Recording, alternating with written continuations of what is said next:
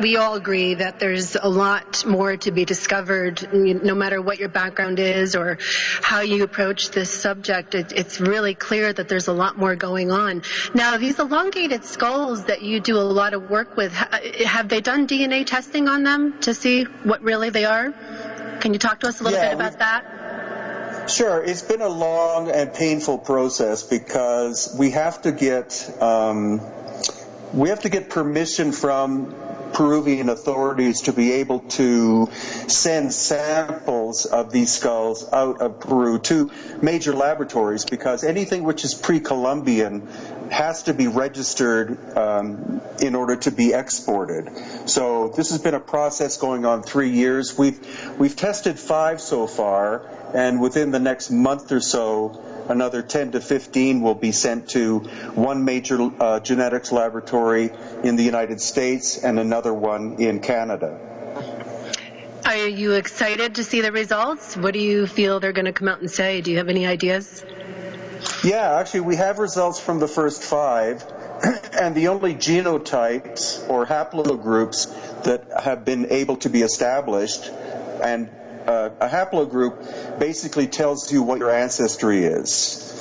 And so far, these 5 samples have shown either Northern European or Middle Eastern ancestry. So that means that these people did not cross the Bering Land Bridge like the majority of most Native Americans did, but they likely came by sea. So what would that suggest in terms of changing our history? Go ahead. Yeah. Well, it just goes to show that the migration patterns of people were far more complicated than what most academics state. The other interesting thing about the Paracas elongated skulls is that they had genetically red hair. That is not a Native American characteristic. That's more something you find in terms of origin being the Middle East. Interesting. Another site of mine that I enjoy is Puma Punku. The magnetism of the H-stones you talk a lot about. I know I'm jumping all over the place, but your answers are short, and so you're going through my questions in the first 15 minutes of the show versus an hour. I've listened to some of your lectures, and your information is really well put together, and I can appreciate it. And in one of your conferences on your YouTube channel, you were talking about this enigmatic site, and I'd like to share that with the listeners. These H-stones, talk to us about what they are, the Puma Punku site, because that's kind of right in the middle of all of this elongated skull discovery. And so this whole area, I believe, holds a big secret, and I'm sure you feel that too clearly. Oh, definitely. Puma Punku and Tiwanaku are located about 7 miles south of Lake Titicaca in Bolivia. And again, most academics believe that the Bronze Age culture called the Tiwanaku people were responsible for doing astonishingly high levels of precision stonework at this site, which is clearly impossible once again. And visiting there, again, with engineers, stonemasons, machinists, and people like that, they honestly can't understand how in the 21st century we could shape these blocks. So again, we're looking at another example of lost ancient high technology, and the work done at Puma Punku and Tiwanaku are not like the other works that we see in Peru or Bolivia or Egypt or anywhere else on the planet. It seems that whoever constructed that site, it was a one-off on this planet. So you don't find any other similarities between this site and other sites around the world? This is really unique, isn't it? Yeah, the only one that's kind of similar is a site called Axum in Ethiopia, but it's not the same. So that's what makes Puma Punku and Tiwanaku so intriguing. We also see definite evidence of cataclysmic damage, as if a giant wave of mud buried the entire site in the distant past. So that would explain the cataclysmic event, perhaps? You think that's around the same time? Yeah, exactly. Now, when you talk about the magnetism for the H stones, Brien, could you explain a little bit more about that? Because I was pretty intrigued by the experiments you were talking about with that, and I'd like to share that with people listening. Yeah, it's really intriguing because I've been to Puma Punku probably 50 times, and it's so enigmatic that I always learn something new. So in January of this year, we happened to have an 85-year-old British engineer / inventor with us, and he happened to have an app on his phone which was a magnetometer. And so I had no clue. He just started walking around with this and took the phone close to some of the stones, and the background level of magnetism is about 23 microteslas, and with some of these stones it jumped up to 400, which is more than tenfold. So I immediately grabbed the phone out of his hand and started running around measuring the stones, and every time we've gone back, we've focused on the magnetism, and especially these H blocks, which are located there. They show a lot of variation in terms of magnetism, which isn't simply inherent in the stone itself. It's as if the angles and shapes and magnetism are all part of one interesting phenomenon. So is it like they carved the H stone specifically to manipulate the magnetism? Perhaps? Yeah, and also and also the quarry for this gray stone, which is called andesite, is 70 kilometers, or about 45 miles away, and some of the stones weigh upwards of 40 tons. So how these things were moved, the conventional story is that this primitive Bronze Age culture built giant reed boats and moved them, but it's the same dumb idea as dragging the limestone blocks across the desert in order to build the Great Pyramid. It just, when you ask an engineer, they just break out laughing with that idea. So maybe the magnetism was also utilized in terms of moving the stones themselves, and I am talking anti-gravity technology. Do you suppose that is the ultimate conspiracy, that if we really reveal the technology at work here, that we would have to admit the whole outline of human history as it's been told and indoctrinated in schools is wrong? Yeah, definitely. I think what we're looking at is, I believe we're looking at 2 or 3 or more very advanced civilizations, not just one, that lived at the same time in different parts of the world. Because in Peru, especially around Cusco, the megalithic work is quite organic, and it fits in with the landscape in a beautiful way, like the way a Japanese garden works. But then when you go to Egypt, you see this very imposing linear work, such as the Great Pyramids, the Serapeum boxes, etc. So the mindset of these two civilizations is quite different. And then with Puma Punku, you have a third. And so, again, if we believe the science, which tells us there was this great cataclysm, which was the end of the last ice age, 12,000 years ago, then the standard story of the rise of civilization in the Indus Valley and Egypt and possibly China and Samaria being 5,000 or 6,000 years old would have been a renaissance. It wouldn't have been the original civilizations. It would have been those that survived the cataclysm and were able to reestablish civilization. Now, when you talk to people about the elongated skulls, do you find that the most people have a response of intrigue and awe or disbelief, or does it really just kind of blow their mind seeing these things in person?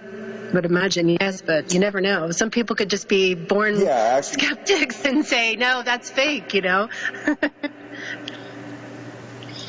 Well, that's true, but then again, that's why it's gone from being an archaeological question to being a medical question, and all of the doctors and nurses and dentists and anatomists that have visited us in Paracas and have seen these skulls in person are simply dumbfounded, because they of course have studied human anatomy, and they know the variations that can happen in terms of human anatomy, and some of the aspects of these skulls, they simply are off the radar. They don't understand the shape. Some of the suture lines are completely different than a human, and that's why the radiologist that we had with us, especially visiting us, this very small museum, which took us 4 hours to find on the southern edge of Lake Titicaca, the skull. The most intriguing thing was that there was a full skeleton with a skull about twice the size of a human, literally a cone head, and then in the same museum there's a fetus 7 to 9 months old that whose skull is the size of its torso. And so the radiologist and I were completely silent, thinking as we looked at these, and the next morning at breakfast he came up and he said, "I'm 90% certain that is mother and baby, and they both died during childbirth." Now, the size, some of these skulls are small, so would you consider these children or fetus skulls? When you look at some pictures in the museums, they seem to be regular size skulls, bigger than human skulls, and then some of them are smaller. So are these young children skulls from this civilization, or fetus skulls? What do you think about that?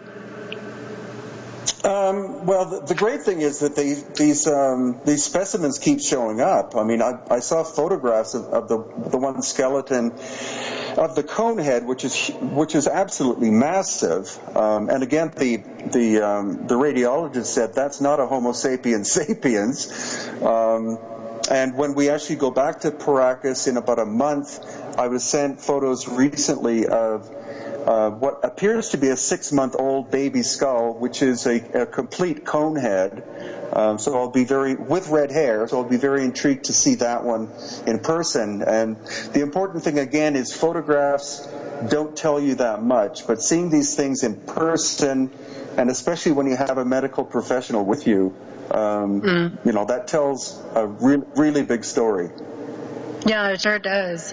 Now, you had spoken to 2 local shamans about this recent new artifact that you had been talking about. What was their impression?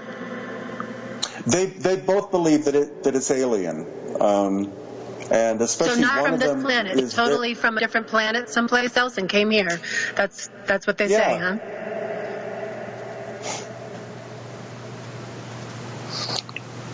Yeah, these are 2 very serious shamanic people. So what's the problem with this becoming more mainstream? I mean, it just seems like when you go into the elongated skull genre, you're talking about alternative researchers, people who are kind of, doing their own thing or just traveling around and, speaking at conferences on the subject and gathering information. How come mainstream hasn't jumped more on board with this to really make it a more legitimate topic? Well, they tend to simply ignore this stuff, but that's why by gathering more scientific and medical data and confronting them with it, they have a tendency of not responding, but it's just going to be the case that over the course of time, as we have more data, that this information will become irrefutable, and those skeptics and deniers will basically either have to die or retire, because that's just the way it is. I mean, Galileo was thrown in prison for stating that the Earth is not the center of the universe, and eventually, we found out that it isn't. So we're talking about a paradigm shift as we go through our current day, Trump days, and all the things that are happening on this planet. I'm going to get a little philosophical here with you first, the second part of this show, because I think we've covered a lot of technical stuff and it's kind of choppy and we've jumped around a lot. But what about this consciousness aspect of really letting this kind of information in to the point where, it's a household conversation, people accept it as truth? Do you feel that this is perhaps part of a prophecy? Because when you talk about the shamanic cultures and they reveal the ET star being prophecies or theories, that's not a really common thing. They don't talk about it a lot amongst the indigenous cultures. You have to kind of get in with them to be able to talk about their UFO and their star being stuff. At least that's been my experience. And so you're talking about a shift in consciousness. Is humanity ready for this information to come out? Are we ripening for that, do you think? Yeah, it's a gradual process, and I'm quite patient about it. But the great thing about spending time with shamanic people and just native people in general who have ancestral knowledge, once they accept you as being honest in your questioning and your interest, then they reveal amazing things which, of course, are not in academic textbooks and things, because this is their traditional knowledge. This is their sacred wisdom. And they enjoy sharing it with me because I try my best to honestly utilize the internet in order to be able to share this with anyone on the planet who wishes to learn about it. So that's a wonderful gift that I've been given. Yeah, the indigenous cultures have a lot of knowledge hidden in them, and I'm excited to see a lot of them talking more and more about it. I think they hold a lot of the secrets, the little missing pieces that join all of this together. One of the things I've always been fascinated with that I haven't actually seen is the Nazca lines. Can you talk to us about that? About those, what your insights are and what your thoughts are and what created those, what do they mean? Yeah, actually, I wrote a book about that as well. Anything that intrigues me, I tend to write a book about for my own my own knowledge. But having been living in that area on and off for the past 5 years, and having experts like Senior Juan Navarro as my teacher, the Nazca system was constructed over the course of 1,000 years, from about 500 BC to 500 AD, and it involved two different cultures. The first culture that made the geoglyphs and lines were the elongated skull Paracas people, and their most famous works were one called the Candelabra, or Candelabro, which is about 500 feet tall. It's shaped like a trident pitchfork in the Bay of Paracas, and the other famous one that they made is the one called the Astronaut.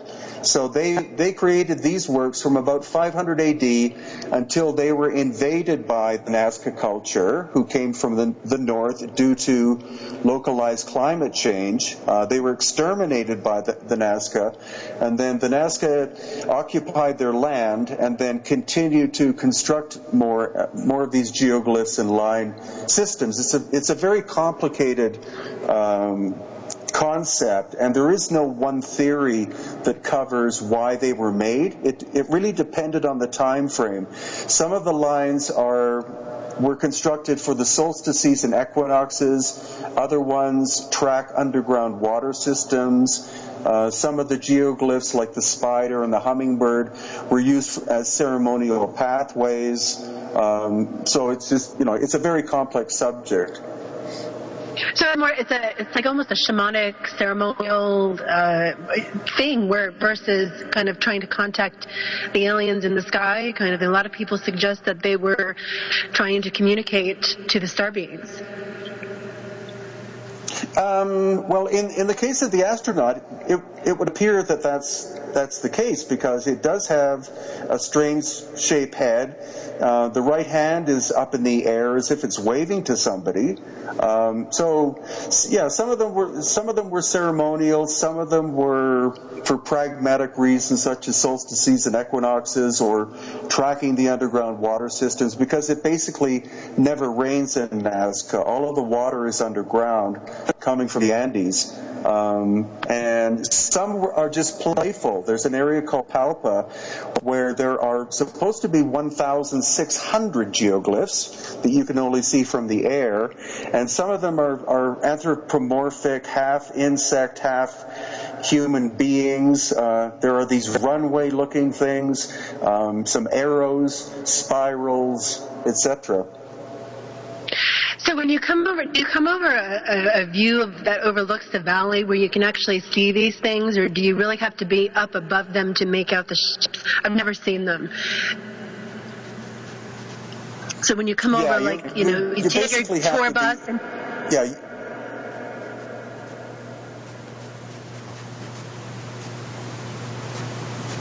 To revisit you? Yeah, actually. There are actually two viewing towers.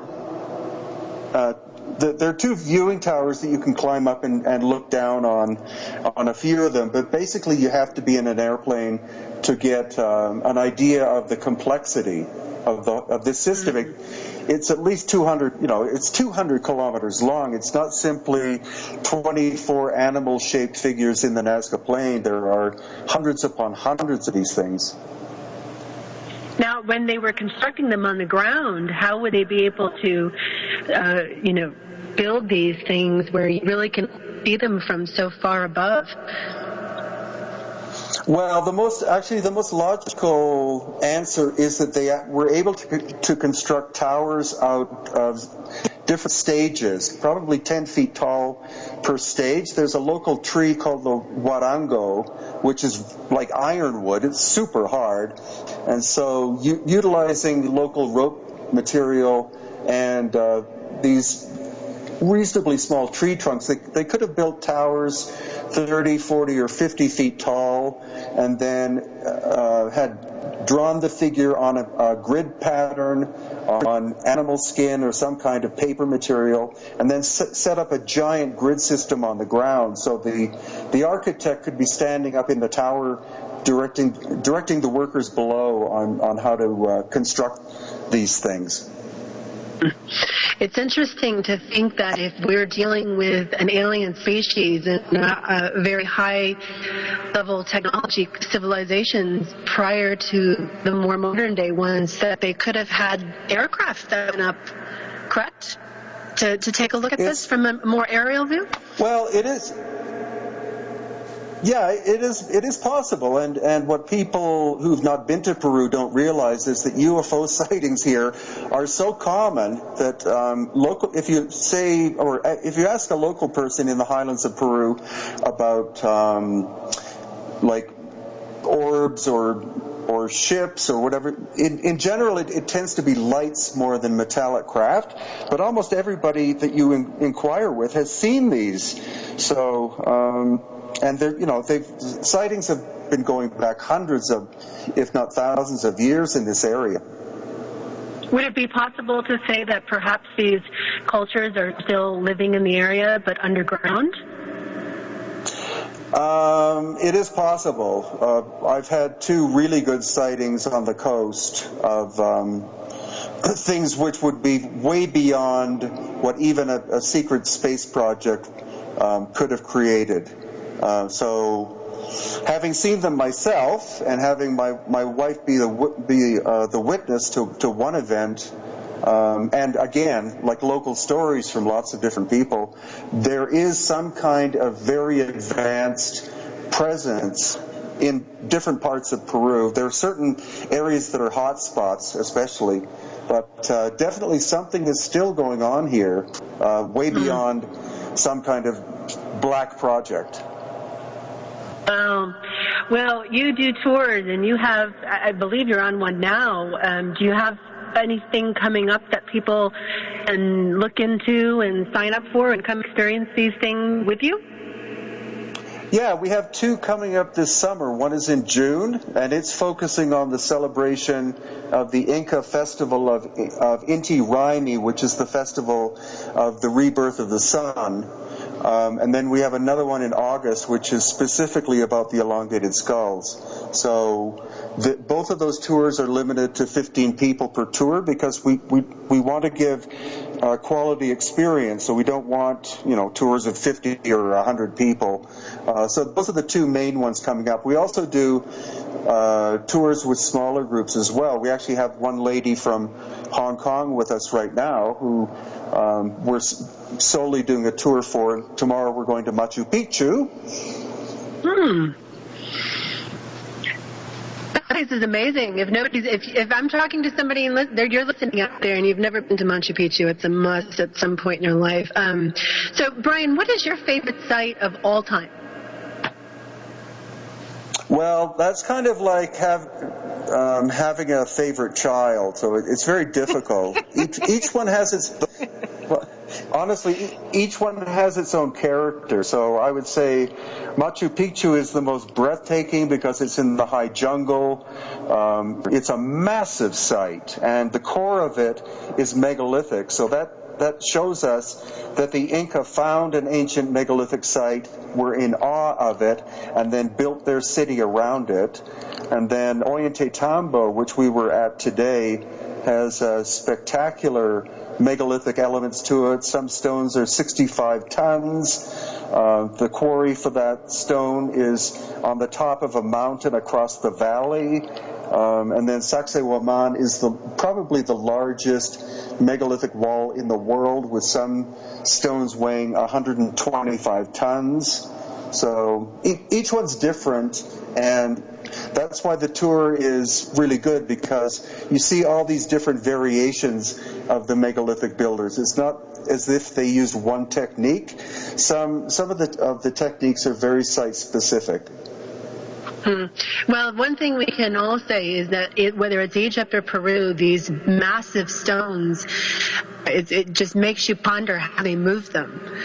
What is your favorite theory on how they actually got these stones to their locations? I honestly think it was some form of anti-gravity, because we find that the stone is very specific in terms of how it was selected. Each one of the constructions is composed of stone from a specific quarry. They never mix different kinds of stone, so it was the resonant and vibrational properties of the stone that were specially selected for these constructions, and that's the area that we're getting into now. Not as much... well, actually, of course, you're always trying to think of how was the stone cut, shaped, and moved, but also the stone has a tendency to be very high in quartz crystal, and so that is quartz is piezoelectric, which is used in computers and digital watches and things. So we think that the vibrational properties and character of the stone was the most important thing to the megalithic builders. So whatever technology they were using, this high quartz content happened to be very important then? Yeah, not only for the utilization, but also for how it was moved and how it was shaped as well. That all seems to fit into the same general picture, and we are talking technology beyond the level of what we have in the 21st century. Yeah. So do you think that technology has been lost or suppressed? A combination of both. This kind of technology is what Nikola Tesla was working on. And of course, the big mistake he made is that he wanted it all to be, he wanted to produce energy for free, which was a big mistake. But I think he reinvented something that was much more ancient. And then as well, there's a site called Coral Castle in Florida where a very small man from, I think, Lithuania was able to maneuver multi-ton blocks by himself, and his claim was that he knew the secrets of how the pyramids were built. It's a fascinating topic. We could talk about it forever. You've written, how many books have you written in total on these topics? I think 21 so far, and I'm in the works with 2 more right now. And where is your research going, in the same direction, or are you bringing in new places? What are your 2 new books coming up about? Okay, well, the first one is actually about the Maya culture, because it's a subject I didn't want to touch during the whole 2012 period, because almost everybody got it wrong, especially Western authors. I do know that after the so-called end of the world never happened, some of the Mayan elders made public their displeasure at the fact that Western writers had decided that the December 2012 was the end of the world, when in fact it was the beginning of a new age. And so since that has died down, I've decided just on a personal level to study the long count calendar, the reasons why the Maya culture collapsed, etc. So that book is about halfway through. And then the other one is about the Paracas culture themselves, because there is no book that's been written about them. But I'm awaiting finishing it until we have the results from the 10 to 15 more skulls that we will be examining within the next month or two. Have you heard of Carl Coleman's work? Johann Carl Coleman. Are you familiar with his work? No, I'm not actually. Oh, yeah. I've interviewed him a couple times. His work is pretty fascinating, and I agree with you. The 2012 phenomena was quite an interesting study in human characteristics and belief systems. But what do you think they got wrong specifically about it? Well, the simple thing is a misinterpretation. You have left brain Western European people in general trying to interpret something which is more poetic, and that's the basic thing about native oral tradition, is that you're not supposed to read it literally. You're supposed to read it in a subtle, more poetic kind of nature. So what the Maya supposedly were saying is that 2012 was the end of a world, not the end of the world. So a world represents a time frame or an age. So rather than being that complete destruction was supposed to happen, it was the complete opposite, in that we actually entered a time of light, of growth, of nurturing on that date. Well, I have seen some art work from, I don't remember the name of the man who does that off the top of my head right now, but he had actually taken some of the artwork on the walls, and he had played around with the images and turned, multi-layered as they turned around the page, and he had kind of created some interesting patterns that were revealed once they were more 3D-like. And so I think the Maya world holds a lot of treasure, and that still needs to be explored. And so I'm excited to hear you have a book coming out on it, because I can't wait to see what your perspective is on it. What's your other book about that's coming out? You said it was the Paracas skulls, so you're going to go more into the culture, yeah? Well, the whole thing, because if you ask, basically there are no archaeologists studying the Paracas culture for some reason.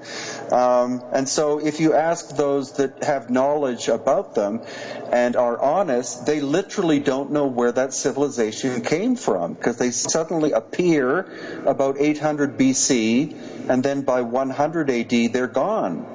So I'm trying to cover as much as I can in terms of the possible origin of them, all of their art forms, the fact that they lived in houses that were underground, they had red hair, they were 6 feet tall, which is a lot taller than native people of the coast of Peru at that time, and then what happened to them. And now this is in Bolivia, correct? The Paracas culture in Bolivia? No, this is the coast of Peru. Coast of Peru. It's actually the coast of Peru, about 4 hours drive south of Lima. It's where the whole Nazca system, as we've been discussing, begins. And are they only located there? Is that pretty much the only place they show up? Yeah, they were in a reasonably small area, and so trying to figure out we found where their very first site was. It's quite close to this candelabro geoglyph, which we now think was a homing beacon. We believe that they were deep ocean-going people, and therefore their origins themselves could have been from a people or sub-race of humanity that had great navigational skill. It's quite possible that where they lived originally, that they were driven out by invading people, and they found the coast of Peru and decided to establish themselves there. It's really interesting. So on your Elongated Skull tour, will you be viewing this place, bringing people to see it? Yeah, you bet. That might just be a reason enough to sign up for that. And what else? What other areas in that tour are you going to be focusing on, location-wise? Can you tell us that? Sure. It'll also be the Cusco area, and a strong possibility of going to Tiwanaku and Puma Punku, because hundreds of elongated skulls have been found in that area as well. I'm excited to see where this study goes. Now, there's one site that I'd like you to talk about in the last few minutes of the show. I don't know if I'm pronouncing it right. Amurumuru? Is that how you say it? It's like a dimensional doorway kind of place. Is that the site where you have this huge square-like kind of smooth carving and then a smaller door? Am I talking about the right place? That's correct, right? Near Lake Titicaca? Yeah, actually you can see Lake Titicaca. It's on the western side of Lake Titicaca. You can see Lake Titicaca from this location. It has two possible names. One is Amurumuru, which means the gate of the serpent, and the other one is Aramumuru, and that relates to the possibility of people from Mu or Lemuria. Once Mu or Lemuria sank under the ocean, that they reestablished themselves at this location. The stone is very high in iron oxide, so it's quite magnetic or prone to magnetics, and we had a number of really good dowsers with us, or energy line people, and they felt that there's a very powerful current coming out of that doorway. Yeah, I've heard some rumors that it's considered a dimensional doorway, or if you sit into that smaller niche in the front, that you have experiences. Have you felt that for yourself? Yeah, to some level. My wife is actually much more sensitive to this kind of thing. And the first time we went there, she actually leapt backwards because she felt that there was a face approaching her from inside. So different people have different experiences there. I find it personally quite positive, but the local people say they never go there at night because these glowing orbs come out and go back and forth. Wow. Have you ever taken a group up there at night? No. Might be on the bucket list for some people. Now, what would be the purpose of a culture building that into the side of a mountain like that? Is it? Talk to me a little bit about that, because I think we have to be able to understand maybe their perspective or their cosmology really to get it, don't we? Yeah, actually, there are numerous things. We were just in this cave today that has this false door like that, and I honestly believe that they were used for communication, much more on a psychic level. It's not like it's technology. It's more like using the Earth's natural energies in order to be able to transmit information from one part of the Peru or even one part of the world to another. So this is getting into the whole thing of free energy and all that sort of thing, which was created thousands of years ago, and that we're now starting to rediscover and I hope enhance and utilize. Well, it seems, too, that there's a reconciliation that needs to happen between the energy perception or the energy people that are sensitive to these psychic phenomena that happen at these places, and the more, scientific perspective where it's just kind of cut and dry, and there's got to be some kind of in-the-middle type thing. Don't you agree? Because clearly the cosmology of these kinds of civilizations was much more advanced than what we currently consider normal, wouldn't you say? Well, definitely, and you know, the old story is people who don't believe in psychic ability are those that don't have it. People who don't believe in UFOs are those that have never seen them. So we have to expand our consciousness, and science has to embrace the knowledge and wisdom of the indigenous people who, in many cases, know a lot more about nature and reality and beyond reality than what we know. Yeah, well, that's a whole nother show, but that's part of what I was hoping to get into tonight, too, because I think that if we don't bring that element in, we're missing a huge piece of it. Brien Foerster, thank you so much for being here and giving me this hour and talking to me and my listeners about all of this fascinating stuff. Now, where can people find you if they'd like to contact you or find out more about what you have going on? Yeah, my website is hiddenincatours.com. And you have a lot of great trips coming up, some conferences coming up next year. You have a busy year next year, so there's lots of opportunities. If you're listening to this and you'd like to know more, your books, Brien's books, are also available on Amazon.com as well. And that's a wrap. Thanks, Brien. Thanks so much for being here. Appreciate it. Thanks for taking the time out. My pleasure. Thank you very much. Great. Well, everybody listening, thanks so much for being here. You can find this archive on my channel as well as here on Achieve Radio. And until next time, everyone, namaste.